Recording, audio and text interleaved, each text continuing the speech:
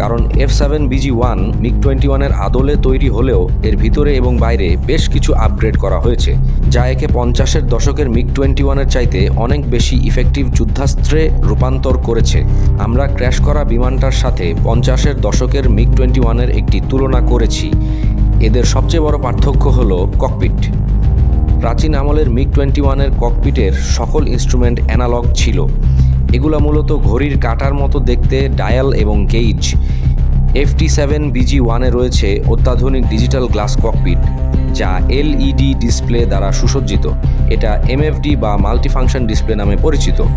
এছাড়াও এতে রয়েছে HMD বা হেলমেট মাউন্টেড ডিসপ্লে, যার দরুন পাইলট ককপিটের ডিসপ্লে স্ক্রিনের দিকে না তাকিয়েই বিমান সম্পর্কে সকল তথ্য তার হেলমেটের ভাইজরে কিংবা কভারের মধ্যেই দেখতে পান। এই HMD এর কথা 50-এর দশকে কল্পনাই করা যেত না। পুরান MiG-21-এ ব্যবহৃত RP-21। এছাড়াও পাইলটের নিরাপত্তা এবং সুরক্ষা নিশ্চিত করার জন্য FT7BG-1-এ 2019-20 সালে সংযোজিত হয়েছিল বিশ্বখ্যাত মার্টিন বেকার কোম্পানির তৈরি অত্যাধুনিক মার্ক 10 ইজেকশন সিট। এই সিটের 0-0 সক্ষমতা রয়েছে, অর্থাৎ শূন্য উচ্চতা এবং শূন্য গতিতে ইজেক্ট করলেও এই সিট পাইলটকে বাঁচাতে সক্ষম।